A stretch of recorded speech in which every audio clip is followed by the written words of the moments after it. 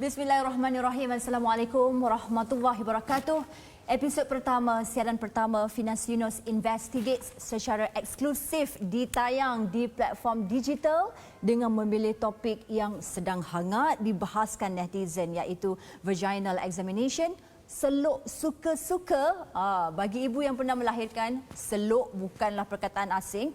Malah ada yang trauma memikirkan pengalaman di seluk doktor. Dan mengapa Finas Yunus Investigates atau FYI pilih topik ini? Seperti yang kita lihat di Facebook, saudara ataupun pelayar yang bernama Muhammad Zaki Omar ada menyatakan beliau tidak bersetuju dengan vaginal examination atau VE serta menyamakan situasi VE dengan menjolok buah durian yang belum masak. Dan komen saudara Zaki ini kemudian yang mendapat reaksi pelbagai doktor dan netizen.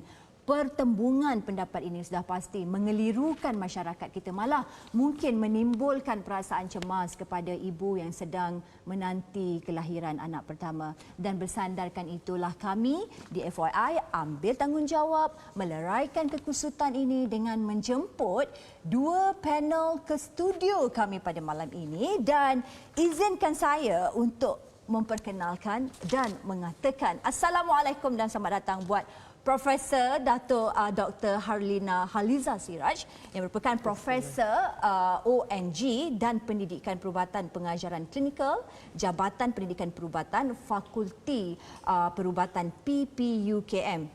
Juga buat saudara Zaki yang merupakan selain daripada penyelidik kepentingan awam, juga merupakan admin Facebook Masyarakat Kena Tahu MKT. Dan suka untuk saya maklumkan, FYI adalah pentas untuk kita mencari jawapan kepada kekeliruan anda. Maka buka minda, lapangkan dada, serap ilmu daripada sumbernya. Dan jangan lupa kongsikan live Facebook ini agar rakan-rakan kalian, keluarga kita semua turut sama memperoleh ilmu pada malam ini. Dan tanpa membuang masa, kita terus kepada perbincangan kita pada malam ini kerana kita tidak punya banyak masa. FYI hanya bersiaran selama 30 minit sahaja. Jadi kita ada masa yang suntuk untuk berbincang tentang isu yang agak besar. Baik, Prof. Datuk, mungkin soalan pertama saya dan saya memerlukan Prof. Datuk menjelaskannya dengan penuh ringkas. Apakah prosedur vaginal examination atau VE itu? Ada yang kata masukkan 2 jari, ada yang kata masukkan sepenumbuk. Mohon bantu kami, Prof. Datuk. Okey, terima kasih Finas dan juga saudara Zaki. Saya rasa kita bila bercakap tentang pemeriksaan vagina, kita panggil VE lah, vaginal examination. VE terus. Itu adalah satu prosedur yang merupakan prosedur asas dalam kita melakukan pemeriksaan kepada pesakit wanita. Sebab ialah wanita dia memang ada organ reproduktif yang berbeza kan. Dan vagina itu atau faraj lah merupakan sebahagian daripada organ reproduktif yang sangat yang menjadi orang kata pintu kepada bahagian reproduktif wanita dalaman. Jadi kalau nak katakan bila wanita ini datang berjumpa doktor, terutamanya kalau dia ada mempunyai simptom atau gejala yang berkaitan dengan reproduksi, maka pemeriksaan vagina mesti dilakukan. Maksudnya kita tak bolehlah tengok muka je tahu Finas ada apa begitu kan. Khususnya kalau dia mengatakan head dia telah terlalu banyak ke atau dia rasa sakit ke. Dan untuk wanita yang hamil, pemeriksaan ini sangat perlu khususnya bila dia dah dalam proses kelahiran.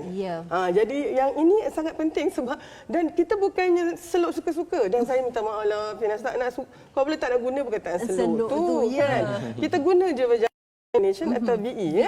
Dan ini memang pemeriksaan yang kita tahu memang tidak digemari oleh wanita sebab dia satu melibatkan bahagian yang kita tidak sukalah, kita kata sulit dia memang biasa dan walau bagaimanapun dia sangat kerana buat masa ini kaedah inilah nanti yang akan memberitahu kita sejauh mana sebenarnya proses kelahiran telah berlaku. Dan mungkin sebab sekejap sangat, kalau katalah seorang wanita tu ada datang sakit, kemudian keluar pula air ketuban ke atas. Finas, kita dah bersalin, kita tahu kan. Walaupun kita rasa kita baca tapi kita tak tahu.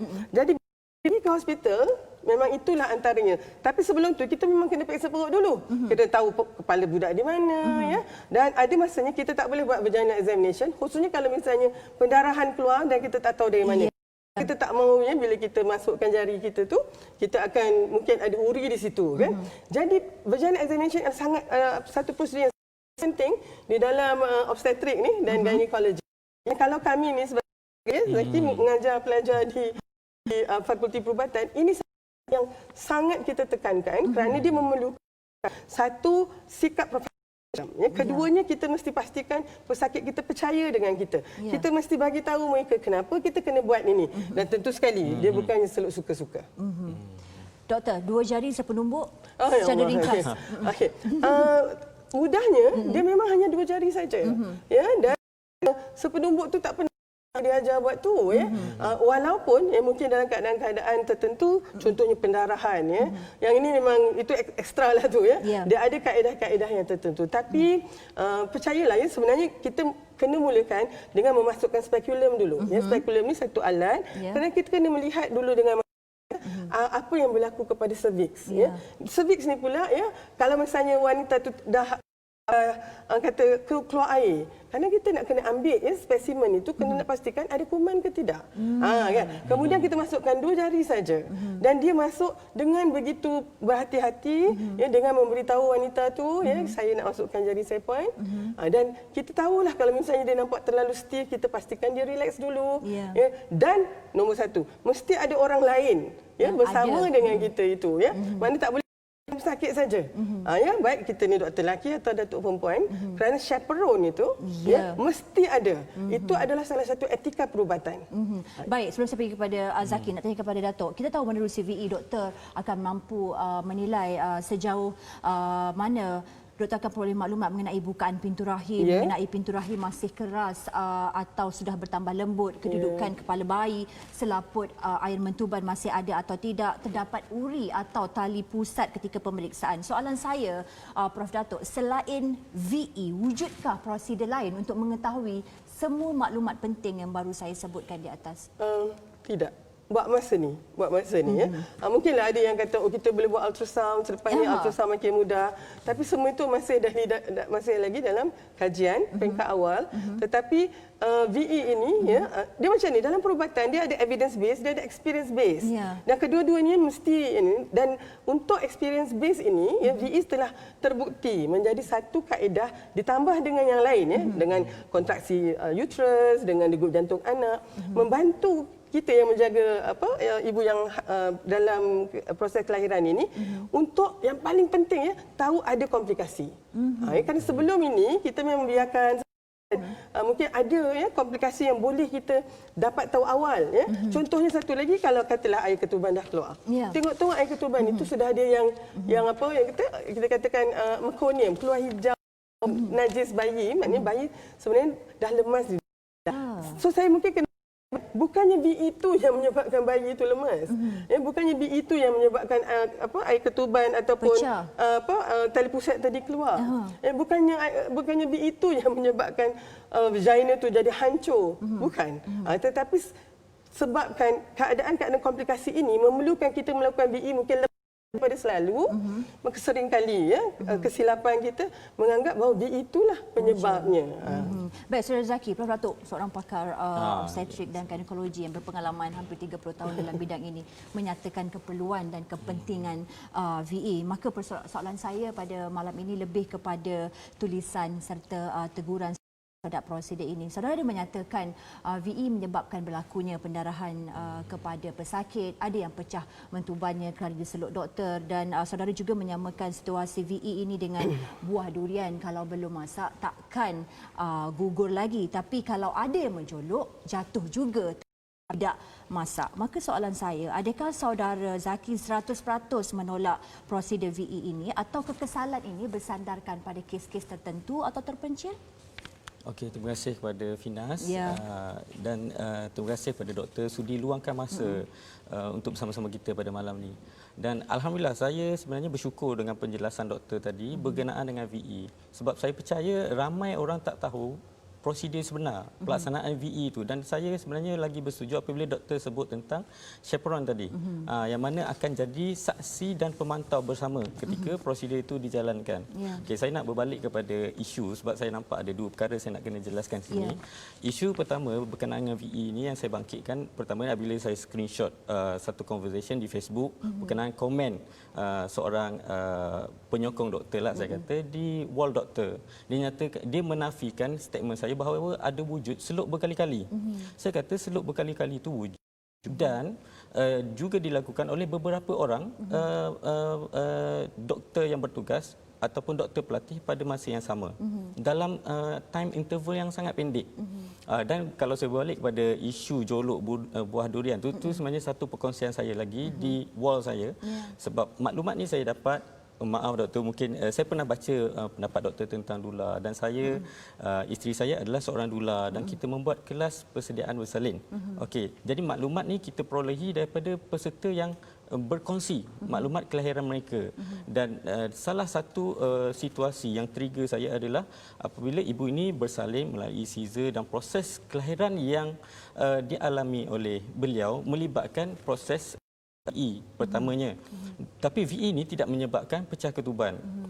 Tapi selepas prosedur VE dibuat, bukaan dikesan 1 cm. Okey. Dan doktor ni membuat keputusan untuk membuat prosedur ARM, yang mana untuk memecahkan ketuban pada ketika bukaan 1 cm ini. Saya baca pendapat-pendapat doktor bahawa mustahil ARM boleh dibuat pada 1 cm, tapi ini adalah situasi yang berlaku pada ibu tersebut. Dan in the end ibu ini berakhir dengan kelahiran secara C-section dalam satu proses yang rentetan daripada aktiviti itulah. Jadi pada peringkat saya, isu pertamanya adalah seluk berkali-kali, dan saya tidak menafikan bahawa ada kepentingan dari segi aktiviti vaginal examination. Sebagai orang awam kita guna perkataan seluk itulah kan, doktor pun fahamlah dalam konteks rakyat Malaysia sekarang. Jadi maksud saya kepada situasi buah durian tersebut, apabila ibu dia berkongsi dia tak ada contraction lagi pada masa itu, dia datang atas jadual yang diaturkan oleh pihak hospital. Dan apabila bukaan diperiksa, saiz yang dikesan sebegitu dan pecah ketuban dibuat, dan akhirnya yang dikesan adalah tiada mekonium. Dan akhirnya dalam satu proses kelahiran tu berakhir dengan caesar. Saya tak ada masalah untuk berkongsi siapa orang ini untuk disiasatlah. Katakan KKM nak buat siasatan, doktor nak tahu kisah sebenar. Okey, saya tak ada masalah untuk ini, tapi kita buat secara official. Mana ada hitam putih dan dia bersetuju untuk beri kerjasama berkongsi. Dan saya dapat lihat mereka ini sebenarnya memerlukan pencerahan. Kenapa keadaan itu jadi begitu? Andaian dia sebenarnya dia tak sepatutnya berakhir sebagai satu proses C-section. Doktor akan ingin menambah? Selalunya dalam keadaan begini, ya, khususnya apa yang mungkin saudara Zaki dapat adalah hearsay, cerita ya, dari seorang ibu, ya, perkongsian begitu. Jadi mungkin agak sukar kita untuk membuat beberapa kesimpulan yang macam saudara Zaki nyatakan. Ya. Saya mungkin perlu tahu secara detail apa. Tapi mungkin daripada situ dia sebenarnya the big picture tu adalah ibu ini mungkin ada masalah, contohnya darah tinggi ke atau apa-apa saja. Kerana kalau boleh kan Zaki memang tak nak kacau. Ya, awak kata sebenarnya kalau katalah yang tak bermasalah, alhamdulillah semua kelahiran anak saya 4 orang, mungkin ya, sebab datang tu dah 3 cm, lepas tu dah terbuka, ya, air pun dah keluar. Kemudian 4 jam sekali kita buat kan, sebab kita ada patogram. Itu yang menentukan, dan kita sebagai dilatation atau ya, buka pangkal rahim itu sangat penting untuk kita tahu. Sebelum cukup 4 jam saya dah melahirkan dah. Jadi selalunya dalam 4 kelahiran itu saya hanya memerlukan 2 kali. Itu dalam contoh peribadi saya. Ya. Namun kalau adanya contohnya komplikasi, ya, ataupun perlunya induction, dan kalau misalnya 1 cm, ya, saya rasa maklumat yang saudara dapat itu tak tepat. Minta maaf saya nak katakan. Ya. Mungkin pada Zaki itu sangat tepat. Sebab kita kalau 1 cm dan kita nak induce, kita kena pastikan dulu pangkal rahim itu dia cukup lembut, ya, untuk ni. Sebab macam inilah Zaki, kami ni doktor ni, kita memang kalau boleh tak nak menambahkan lagi risiko kan. Cuma saya rasa di sini ada isu yang lebih mendasar. Kita sebenarnya ada krisis kepercayaan ya di antara doktor dengan pesakit, pesakit dengan doktor. Zaman saya dah 30 tahun kan Zaki, zaman saya dulu mungkin doktor ni sangat dipercayai. Dan kami ni pun kan punyalah jaga. Saya hari ni pun begitu. Tetapi suasana berbeza ya. Dan ketika tu mungkin kalau ada pula agaknya ibu yang trauma mesti ada punya kan. Tapi tak adalah Facebook ya, tak adalah misalnya IG. Tetapi dalam konteks sekarang saya rasa betul macam dikatakan ada caranya untuk mengatakannya dan yang paling penting saya kira adalah komunikasi yang asertif ya, bertanya kepada doktor. Khususnya doktor tu bukannya komplain pada Zaki nak buat macam mana kan ya. Jadi doktor tu sebenarnya dan kami sebenarnya pun memang kena bagi tahu. Khususnya kalau misalnya perkara-perkara yang dalam yang kita tak tahu ni kan. Jadi kan saya rasa isunya begini ya. Kita memang kena satu pasukan di dalam bilik bersalin tu. Betul. Maknanya doktor dengan amanah berat Zaki jadi doktor ni kan ya. Amanahnya bukanlah seorang nyawa yang bayi di dalam tu kan. Sila boleh sila. Sebab adakah possibility kemungkinan bahawa ada kesilapan penilaian dalam proses menilai situasi ibu tu? Okey. Kita ni manusia Zaki. Jadi yang 1 cm, katalah tadi 1 cm, kita tak boleh terus rupture membrane. Ni kalau misalnya ada doktor yang buat ni, dia memang tak ikut protokol lah. Ya. Tapi kalau kesilapan ini selalunya, itu sebabnya kita kena pula mendidik pelajar ataupun doktor yang muda, ya, bagaimana untuk mendapatkan kompetensi. Kompetensi ni Zaki, dia ilmu, termasuk dan perilaku dan nilai. Jadi kalau misalnya dia meletakkan nilai yang sangat tinggi kepada ketepatan di pemeriksaan vagina ini, maka dia tidak akan main-main dengan pemeriksaan ini. Saudara Zaki, mungkin saya nak bertanyakan berkenaan kepercayaan Zaki kepada VE. Ada macam soalan saya tadi, adakah saudara sekarang ini menolak 100% VE atau ia bersandarkan kes yang seperti saudara Zaki katakan sebentar tadi? Okey, dalam pendirian saya sekarang ni, saya dapat lihat perkara yang ada wujud di kalangan masyarakat adalah prosedur pesakit faham apa yang dilaksanakan. Dan saya tertarik dengan turis daripada Dr. Ravichandran, saya dia head of OB-GYN dekat HSI, dan dia ada menyatakan dalam perbincangan dan kesimpulan di akhir jurnal yang beliau tulis, baru rilis dalam 2020, ada wujud miscommunication, ada wujud yang mana situasi doktor kurang berkongsi fact dengan risiko kepada ibu bapa, dan ibu bapa ini tidak dilakukan dalam proses membuat keputusan. So kita ada satu peranan yang lebih dimainkan oleh pihak doktor dengan sendiri tidak tahu keseluruhan proses kelahiran yang dihadapi. Okey, saya tertarik dengan apa yang doktor sebut tentang hours. VE 4 hours.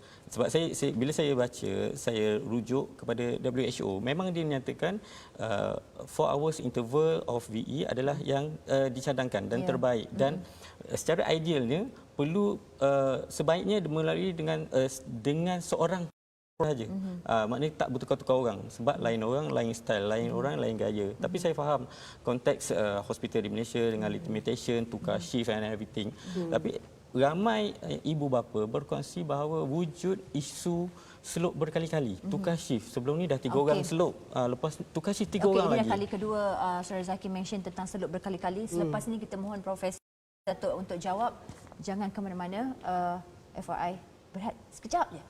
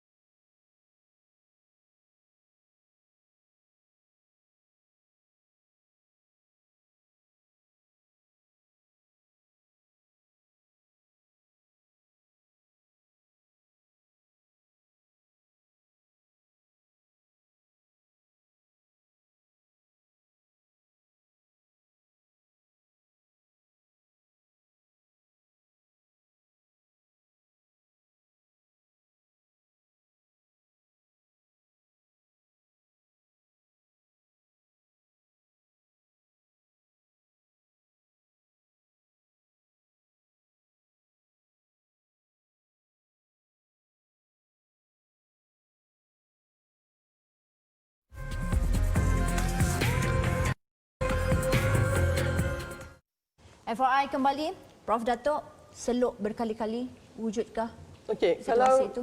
dia beginilah ya, bila kelahiran itu maknanya mungkin tidak berjalan secara lancar. Tentu sekali wanita ni kan Zaki akan mengalami frekuensi VE yang lebih walaupun kata 4 jam ya.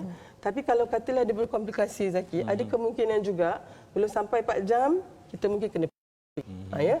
Lalunya tu yang akan periksa ya, doktor yang menjaga tu dan sebelum apa-apa keputusan dia kena refer kepada yang atas. Jadi dalam konteks ni katalah saya konsultan ya. Jadi mula-mula houseman akan ni dan dia rasa macam kepala budak ni sebab kita boleh kepala dah full dah tapi tak lahir-lahir juga. Jadi kemudian of course seorang lagi doktor kena buat assessment tu dan akhirnya saya itulah mungkin yang menyebabkan dia berkali-kali. Sebab kita bukannya Dr. Hasman tu tak boleh buat decision untuk buat procedure semua Jadi di situlah sebenarnya. Tapi kan saya arif tentang perkara ni, kita maklum dan kita juga kena memastikan kita tak boleh buat VE yang tidak orang kata unnecessary VE. Tak boleh sebab dia meningkatkan macam juga prosedur lain meningkatkan kadar jangkitan kuman. Yang itu memang ya. Jadi oleh sebab tu bagi wanita yang mungkin mengalami ini kan dia kena melihat semua perspektif tu. Tapi biasanya Finas kita tengah sakit masa tu. Mungkin kalau doktor explain pun kita tak nak dengar. Kan. Jadi bila lihat ni dia punya cerita lain lah Zaki. Saya tanya kepada saudara Zaki, jika bukan VE, saudara mungkin punya cadangan kaedah alternatif yang mampu menjamin 100% keselamatan bayi dan ibu untuk melahirkan secara semula jadi? Persoalan saya adalah isu VE yang kerap kali ni sebenarnya saya tolak pun VE. Sebab bila saya pernah ada dalam satu komen dan di screenshot oleh netizen yang mana dia kata Zaki menyatakan VE unnecessary. Tapi sebenarnya di awal tu saya sebut in the first place VE is unnecessary. VE itu tak perlu disebabkan condition ibu tu sebab memang ada ibu melahirkan bayi tanpa VE langsung sampai progres baik, labor cantik terus baby keluar dan uri pun keluar sekali dan dalam situasi yang sebegini itu maksud saya kondisi yang terbaik dan keadaan ini berlaku. Tapi bila masuk kepada isu VE berkali-kali saya melihat satu masalah yang mana apabila ibu ini mengalami proses pemeriksaan yang dibuat kerap kali dan ada komen-komen disebut dibuat oleh doktor pelatih yang mana dalam satu keadaan doktor pelatih tak diiringi oleh doktor yang lebih senior dan ada proses intai-mengintai buka ni dan rasa malu tu ada, rasa maluah terjejas pun ada. Dalam hal ni saya nak highlight untuk isu VE kita tengok dalam buku contoh dalam buku ibu ada bacaan rekod 4 cm VE. Tapi sebenarnya kita tak tahu bacaan 4 cm tu daripada hasil VE berapa kali. Kalau 3 orang doktor buat pemeriksaan dan seorang buat VE 2 kali, sebenarnya dah 6 kali proses di situ betul.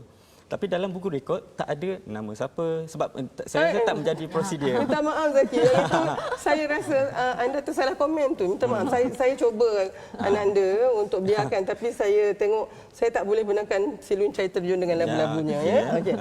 Oleh sebab tu setiap pemeriksaan yang kita buat, kita kena catat. Dr. Zaki yang mula. Dr. Zaki ni houseman. Kemudian Dr. Halina. Dr. Halina ni MO. Kita kena catat tu. Kita tak ada buat-buat. Memang tak boleh. Memang tak boleh. Kalau dan tolonglah yang saya rasa kadang-kadang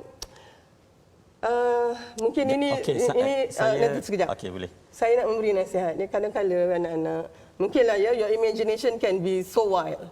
Kan? Jadi dan saya kira dalam konteks ilmu dia ada batasan dia. Saya sangat-sangat takut yang itu Finas. Bukan bidang saya tidak akan berani memandai-mandai. Jadi saya minta maaf anak anda. Saya rasa dalam konteks ini you can imagine as you ni. Tapi kami doktor, kita punya conduct of professionalism. Record tu ada, Dan record itu akan, kalau katalah doktor tu, pelatih. Dia tak, kalau dia buat, dia mesti ada yang menjaga dia. Betul. Dan Kemudian kalau dia akan catatkan dia punya tu pada catatan dia. Tetapi catatan saya akan masuk kepada buku pesakit saya. Dan bila mereka doktor pelatih ataupun pelajar, dia berada di dalam tanggungjawab saya. Okey.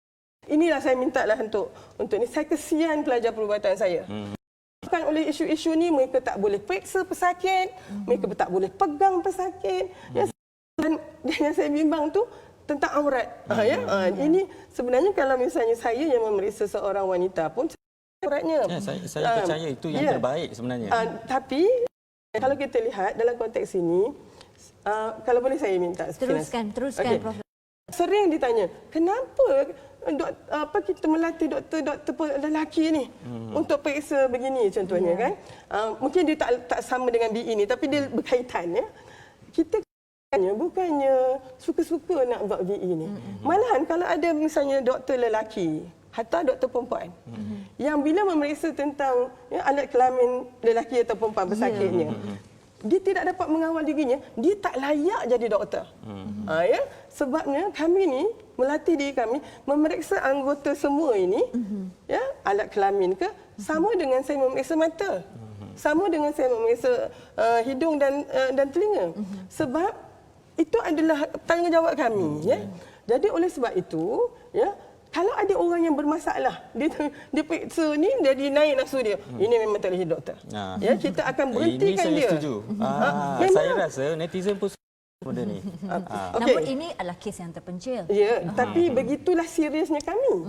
Maknanya kalau ada doktor yang jadi doktor dan melakukan pelanggaran begini, patut ada chaperon, dia tak ada chaperon. Dan patient komplain. Patient boleh komplain. Kita ada badan yang mengawal sedia kami ni, semua profession kan? Dan boleh komplain dan akan diambil tindakan. Jadi saya kira kita sebenarnya mungkin melihat kepada profession doktor ni, mujur juga ada pandemik ni. Barulah orang balik kesian kat doktor yang jadi frontliner ni. Kalau tak asyik kena saja. Malahan Zaki, kalau boleh Zaki nak baca artikel, sekarang ni kita memang ada aggression ataupun violence against healthcare providers. Kami ni teruk kena tembak ada, kena stop balik rumah ada. Sebab mungkin di situ tadi ada krisis, ada perasaan tak puas hati itulah. Jadi saya tanyakan untuk dapatkan kepastian daripada saudara Zaki sendiri, maksudnya segala kekesalan yang diluahkan di dalam Facebook itu adalah hanya adakah ia bersandarkan kepada seluk banyak kali semata-mata ataupun kepada SOP VE itu sendiri atau prosedur VE itu sendiri? Okey. Saya sebenarnya dari segi SOP VE, saya percaya dia salah satu prosedur perubatan yang asas dan perlu. Tapi konsen daripada pesakit juga perlu diambil kira. Dan telah diterangkan oleh doktor tadi.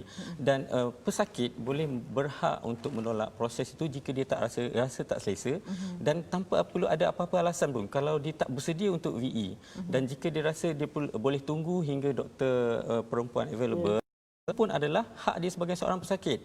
Jadi isu yang melibatkan doktor lelaki, saya rasa benda ini boleh dibincangkan oleh pesakit dengan doktor, dengan pihak hospital sendiri. Dan saya percaya memang hospital pun cuba berusaha untuk menambah lebih ramai doktor, melibatkan doktor perempuan lah, saya percaya. Tapi saya pun percaya VE pun juga dibuat oleh nurse kalau sekadar untuk bukaan. Tapi bila melibatkan komplikasi, itu perlu peranan doktor. Memang kita faham benda ni. Jadi dalam saya nak highlight isu ni, saya nampak satu orang awam dia tak faham apa yang doktor buat. Saya pun bukan saja-saja nak suka, bukan suka-sukalah nak kriti doktor. Sebab dia melibatkan kepentingan awam, kerisauan di peringkat orang awam. Kita kalau saya nampak perlu untuk saling memahami. Dalam saya melihat negara-negara luar pun, sama ada di Turki, isu di Palestin, di Australia, Peru. Contoh yang saya impress dengan Peru, dia telah meletakkan limit VE 4 kali. Dan dia melaksanakan satu proses yang disebut sebagai obstetric prophylaxis session yang mana ibu ni diajar dari segi kawalan pernafasan untuk meneran, dan mana ini adalah satu aktiviti yang aktif untuk menunggu proses labor full term lah sampai peringkat delivery. Tapi penemuan yang kita lihat dalam research yang dibuat kat sana, higher VE berlaku antara pukul 6 petang hingga 12 tengah malam. Rate VE tinggi pada waktu ni dan rate VE turun pada 7 pagi hingga 6 petang. Macam ada time pula. Temuan lah sebenarnya. Dan dia ada faktor manusia di situ. Ada banyak faktor manusia dan kita pun tahu bahawa kita punya petugas kesihatan bukanlah robot. Yang ini memang banyak gajian. Katalah C-section pun Tinas meningkat waktu weekend sebab mungkin pakar-pakar masa tu dia takut pasien ni nanti beranak waktu weekend. Dia dan ini semua ada isu tentang etika. Jadi mungkin dan sebab profesion perubatan ni Zaki sangat hampir dengan pesakit, sangat hampir dengan awam. Jadi dia yang paling banyak sekali diperhatikan. Saya sebenarnya ambil maklum semua tu dan khususnya tentang konteks bagaimana pesakit itu mempunyai hak untuk tidak membenarkan diri dia diperiksa contohnya kan. Dalam saya mengajar pelajar-pelajar saya untuk ONG obstetrik dan gynecology ni, bila dia masuk kita memang jelaskan bahawa pesakit kita mempunyai privacy, dia mempunyai autonomi untuk dia punya fizikal. Namun dan saya memang minta ini saya tahu mungkin ramai pelajar saya ni Prof selalu ajar you all kalau misalnya pesakit nak minta doktor lain maka kita kena usahakan kebetulan masa tu tidak ada langsung doktor perempuan yang lain, kita mungkin boleh minta nurse kita tapi kita lah yang bertanggungjawab. Dan sebenarnya ini yang saya nak kena betulkan. Untuk kami Zaki, doktor ni kita tak tengok gender dia. Yang paling penting adalah kompetensi dan dia punya Saya bagi contoh, di labor room saya malam ni ada 5 orang doktor. 4 tu perempuan, seorang doktor lelaki. Yang 4 ini merupakan houseman, baru masuk 2 minggu. Dan doktor lelaki ni 5 tahun dah pengalaman dia. Dari sini sebenarnya yang paling baik untuk mengendalikan mana-mana kes mestilah doktor yang 5 tahun ini. Jadi maaf doktor saya tanya. Contoh kalau husband ni dia nak buat VE, ada limit tak untuk percubaan dia tu? Maksud dia macam mana? Dan doktor pelatih ni buat VE, tapi dalam 2 kali VE tu dia confuse tentang bacaan ukuran tu. Dia tak untuk dia buat tu sebenarnya. Saya rasa limit tu kalau sekali dia tak sure pun dia dah kena bagi tahu dah dia punya senior. Cumanya macam inilah juga Zaki. Kalau Zaki lah doktor yang baru masuk. Asyik tak sure. Jadi takkan kita nak minta je Dr. Finas tolong cek. So kan akan cuba juga buat dan walaupun dia tahu dia mungkin tak boleh buat begitu. Jadi dalam konteks ini sebenarnya qawiyul amin tu. Kompetensi saja tak cukup tapi amanah kena ada. Tapi pesakit ada hak untuk refuse jika pesakit rasa tak selesa. Yang itu. Saya nak bertanyakan kepada Prof. Dato' Alang Zaki yang mengata pesakit ada hak untuk refuse. Jika VE tidak dilakukan, apa akan berlaku kepada ibu dan bayi? Kalau dia di hospital saya? Ya. Dalam konteks ini kami doktor ni kena buat penakkulan klinikal ataupun clinical reasoning. Hasil daripada clinical reasoning ada 3. Diagnosis, kita tahu dia ni nak bersalin dekat ke tidak. Kemudian treatment plan, immediate atau yang jangka masa panjang. Yang paling penting prognosis. Sama ada ini boleh lahir terus ke ataupun perlukan caesar. Jadi dalam kami nak buat clinical reasoning ni khususnya untuk proses kehamilan, BE merupakan satu cara untuk kami mendapat data untuk membuat keputusan ini. Jadi saya minta sangatlah kepada pesakit untuk faham kan, kami kena tu buat masa ni mungkin tak ada kaedah lain. Wallahu a'lam, mudah-mudahan ada tapi buat masa ni itulah kaedah yang paling penting untuk kita buat. Namun dia mempunyai sama-sama hak untuk tahu apa yang sedang berlaku pada badan dia. Dan di sinilah kita rasa perlunya doktor itu melihat pesakitnya sebagai seorang manusia yang mempunyai kepentingan itu. Dan saya harap juga tolonglah kan kalau misalnya doktor ni macam-macam style dia kan. Yang doktor Rio macam saya ni semua cerita. Ada doktor yang dia dah tak tidur dah 1 hari semalam, dia tak ada mood pun nak cakap. Jadi kalau misalnya dia bertanya-tanya sangat pun dia jadi marah pula Jadi mungkin emosi lah. Yang ini semualah tolonglah faham Dan mudah-mudahan saya nampak bini je conclusion saya. Mengikut pengalaman saya ni Zaki, kalau pesakit tu kan sangat kooperatif, semua proses ni lahir ke apa semua mudah. Tetapi kalau kadang-kadang tu dia tidak berapa kooperatif kan. Kita yang menjaga ni pun jadi rasa serba salah juga. Jadi mudah-mudahan kita kan kita dapat memainkan peranan kita. Mana pesakit itu kooperatif, doktor itu juga sangat memahami keadaan. Mudah-mudahan pengalaman kelahiran itu menjadi sesuatu yang sangat membahagiakan. Dan di akhirnya itu adalah kelahiran seorang bayi yang sihat. Maaf doktor, saya masuk mencelah mungkin isu VE juga, tapi dalam proses labor tu, contohnya ibu ada update dia tak beri dibenarkan makan dan minum, ni adakah satu praktis yang betul sebenarnya? Tapi memang kita tahu, kita tengok pada history ibu itulah dia ada rekod yang tak baik ke, ada komplikasi, ada risiko ke arah komplikasi ke, mungkin doktor boleh jelaskan. Okey, tentang secara tradisinya kita memang bila dah masuk labor room tu kita tak bagi makan minum supaya nanti kalaulah perlu berlakunya pembedahan, maka kita tidak ada masalah untuk ibu itu punya usi perut dan masuk aspirin. Tapi hari ini mungkin kita ada banyak cara untuk melihat bagaimana perkembangan kelahiran tu. Kita juga tahu bahawa kebanyakannya akan guna regional, tetapi masih lagi SOP itu digunakan untuk memastikan kita tidak mempunyai komplikasi yang seperti aspiration tadi. Tapi begitulah, maknanya kita kena tengok case by case. Akhir sekali agaknya Finas. Kita ada masa lagi Prof. Datuk. Yang paling penting sekarang ni adalah supaya kita ini dapat memberikan yang terbaik kepada pesakit. So dalam konteks ini kita memang kena lihat pesakit itu sebagai seorang individu, macam kakak abang kita juga, dan kita mungkin dalam konteks ini hari ini pula kita punya pesakit lebih bermaklumat. Tapi yang kita bimbang ni maklumat dia tak cukup. Jadi bila maklumat tak cukup ni, dia jadi macam belum berapa pandai, tapi dia rasa dia pandai. Dan itu kan pesakit adalah kebiasaan yang mana ini teguran kepada doktor jugalah. Betul lah kan. Doktor yang paling sombong adalah yang baru lulus malam. Okey. Dan juga yang saya tengok kan di contohlah dunia anak-anak lah, SOCMED semua ni, yang paling degil pun adalah yang tahu sikit tapi dia rasa tahu banyak. Dan ini yang kita katakan Abdullah Ibn Mubarak kata, tingkatan pertama menuntut ilmu adalah jadi sombong. Kan? Itu mesti punya tu. Tapi lepas tu kalau tambahkan ilmu, kita menjadi seorang yang tawaduk dan kita rasa orang lain banyaknya ilmu yang kita ni jadi risau. Tapi kalau tambahkan lagi, kita sampai kepada tahap kita tak tahu apa-apa. Dan ketika itu kita akan belajar lagi. Mari kita ambil ini. Kita janganlah bergaduh kan. Just kerana masing-masingnya tak berapa pandai, tapi rasa pandai. So itulah FYI ada. Okey, terima kasih lah FYI. Untuk kita memberi platform pencerahan. Tapi kita ada banyak masa lagi sebenarnya. Saya minta tambahan masa kepada penerbit. Saya nak tanyakan kepada saudara Zaki Al-Alan, kita dah membincangkan tentang topik ini. Biarlah kita bincang sehingga ke habisnya.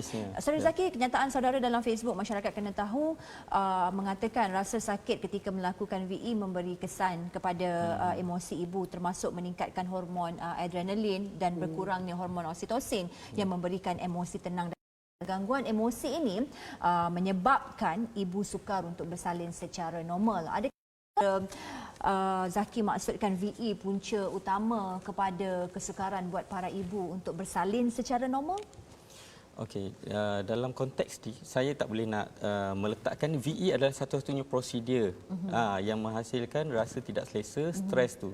Tapi dalam kebanyakan feedback, perkongsian daripada ibu, okey, mereka makin banyak VE, makin tinggi pain yang dirasakan. Kita dapat lihat yang mana dia punya proses labor tu makin panjang. Okey, proses labor makin panjang sebab badan jadi tak progress. Sebab dia melibatkan pergerakan muscle. Contraction is a muscle activity dari tubuh. Jadi pain yang tinggi akan menyebabkan badan jadi kejang. Dan contraction yang sebelum ni dirasakan boleh terhenti disebabkan rasa tak selesa tu. Badan jadi shock. Dan dalam keadaan emosi pula yang terganggu, menyebabkan badan tak dapat progres dengan lebih baik. Jadi saya rasa clinical study, research tentang benda ni dah ada. Dan dalam saya tengok research yang dah dibuat, ada dapatan data yang menyatakan ibu-ibu yang nulliparous lah, nulliparous, multiparous, yang low risk, tapi ada trend peningkatan Caesar pada mereka. Data ni baru saja rilis. Dan saya berterima kasih kepada Dr. Ravichandran lah, termasuk tim Dr. Syamala sebenarnya. Bukan kita nak membuka petekung ataupun nak nyatakan ada kelemahan. Tapi orang awam perlu tahu apa prosedur yang bakal melibatkan mereka sebelum mereka melalui proses tu lagi. Jadi mereka tak dapat lihat bagaimana proses mereka masuk dalam labor room, masuk di peringkat ward sekalipun, apa yang akan mereka lalui. Dan kat situ kejutan-kejutan yang berlaku dalam keadaan tak bersedia. Dan saya tahu, saya sedarlah mana isu-isu komplikasi dari segi tubuh badan ibu itu sendiri, ada komplikasi GDM, GBS. Kita memperakui. Tapi bila masuk pada peringkat ibu yang yang kena C-sec ni, dan dalam kategori low risk, ada trend dan data membuktikan benda tu, dalam kategori ibu yang pertama kali nak melahirkan anak dan ibu yang telah beberapa kali multi. Macam mana kita nak memantau progres ni? Sebab dalam kebanyakan reason dia berada dalam keadaan slow progress, non progress. Okey, dan satu lagi adalah fatal distress. Apa yang lead kepada isu-isu sebegini? Ya, Prof Datuk, VE mampu menjadi punca kepada isu ibu low progress dan fatal distress? Saya itu tadi saya dari awal tadi saya dah cuba bentangkan. Kadang-kadang VE-nya tu menjadi kerap kerana progres labor itu panjang. Jadi dia macam chicken and egg. Jadi macam yang saya bagi contoh, kalau proses itu cepat, mungkin sekali dua saja. Ya. Jadi cumanya saya rasa mungkin tidak berapa tepat untuk menyalahkan hanya VE. Pencebab untuk semua tu, ya. Dan saya memang tak salahkan VE sahaja. Okey, ya. Alright. Cumanya saya mungkin nak menegur sedikit dalam konteks bagaimana bila kita mempunyai banyak data ni, ya. Mungkin kalau Zaki baca banyak jurnal, nanti lagi banyak kita. Jadi untuk itu saya mungkin suka kalau Zaki bila membaca jurnal itu boleh orang kata banyakkan lagi bacaan dan kita akan lihat. Namun bila labor itu ataupun sebarang proses kelahiran, dia ada 5 P sebenarnya yang govern kan. Dia adalah power, iaitu uterine contraction, passage, iaitu tempat tulang punggung kita, tulang pelvis kita tu, dan passenger.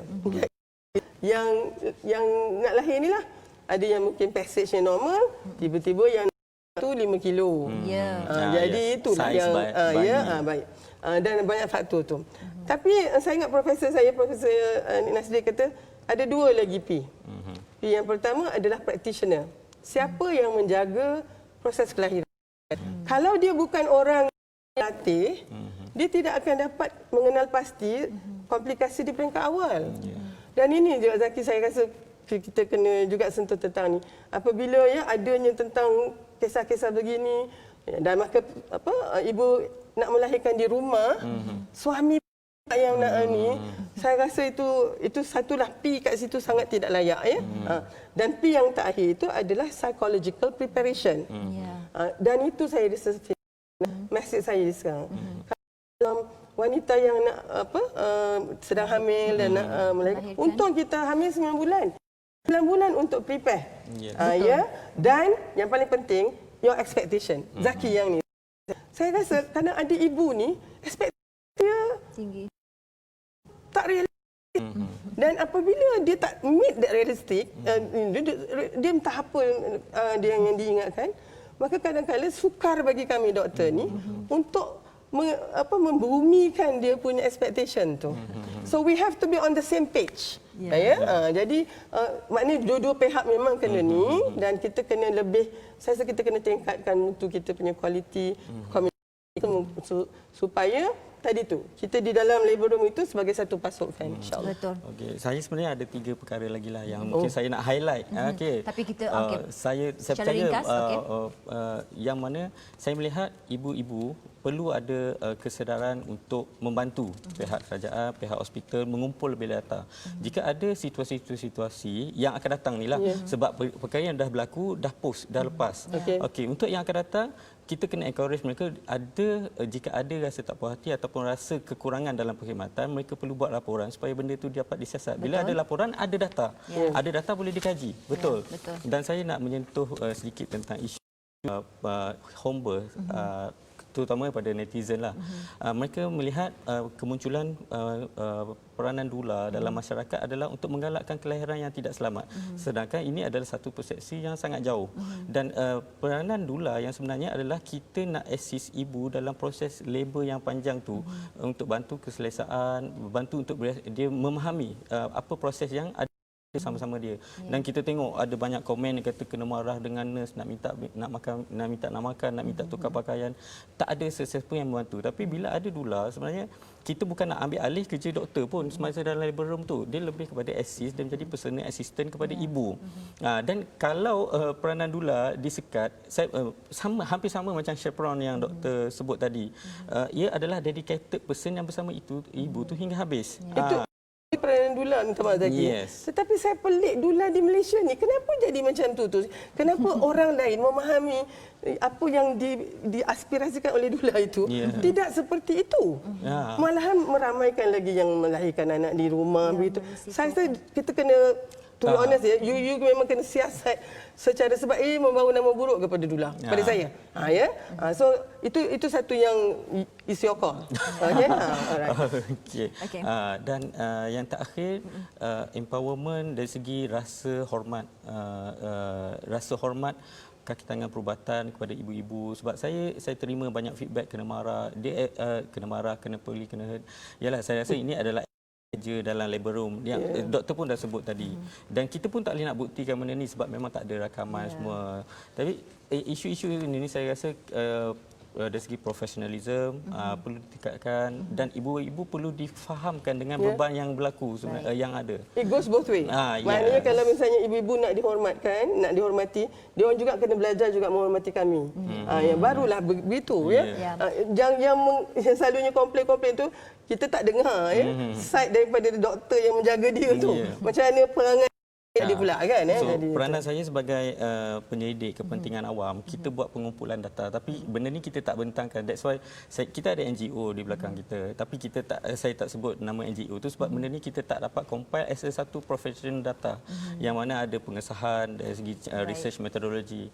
Cuma kita lihat peranan ni perlu ditingkatkan dengan lebih jauh. Yang mana kalau saya cari data-data isu VE, post traumatik semua tak ada di Malaysia. Siapa yang boleh tolong provide this kind of research? Saya memang peringkat saya ada limitation. Kalau doktor perlu responden, saya ada ramai. Ibu-ibu saya rasa di Malaysia sudi untuk bagi kerjasama, terutama mereka yang ada trauma tu sendiri. Baik. Terima kasih Saudara Zaki atas cadangan dan juga pencerahan yang diberi pada malam ini. Prof Datuk, secara ringkas mungkin ada kata-kata akhir? Okey. Dia kan akhirnya kita mahukan satu tadi pengalaman yang indah untuk ibu sepanjang kehamilan dan juga kelahirannya. Tetapi maknanya kita kena mesej yang sama juga. We have to work as a team. Maknanya petugas kesihatan juga ibu saling mempercayai dan mempunyai sangkaan baik terhadap satu sama lain. InsyaAllah. Saya rasa itulah nanti rupanya resepi untuk kejayaan kehamilan yang ini dan juga anak-anak yang seterusnya. VE bukan seluk suka-suka? Tidak. Kita hanya buat apabila ianya diperlukan. Dan ibu ada hak pada tubuh mereka. Baik. Terima kasih kepada kedua-dua panel kerana bersama dengan FOI pada malam ini, dan Saudara Zaki akan kebimbangannya. Prof Datuk telah menjelaskan kepentingan mengapa prosedur VE perlu dilakukan, tidak lain hanya untuk memastikan si ibu dan bayi benar-benar bersedia untuk menempuh proses kelahiran. Saya yakin setiap daripada kita mahukan yang terbaik buat isteri dan anak masing-masing, maka hentikan kesalahan dengan menggelar wanita murahan yang membenarkan diri mereka diseluk. Wanita yang rela diseluk tanpa sebab ia semata-mata melahirkan anak tersayang dengan selamat. Akhir kata daripada saya, dalam hal melahirkan anak, adakah kita pernah terfikir hak seorang insan ini? Insan itu adalah bayi yang bakal dilahirkan. Insan ini punya hak untuk hadir ke dunia ini. Selamat. Dengan itu, Financiers Investigates berakhir di sini. Tinggalkan komen anda jika punya sebarang topik serta kekeliruan yang anda mahu kami bincangkan. Assalamualaikum warahmatullahi wabarakatuh. Waalaikumsalam.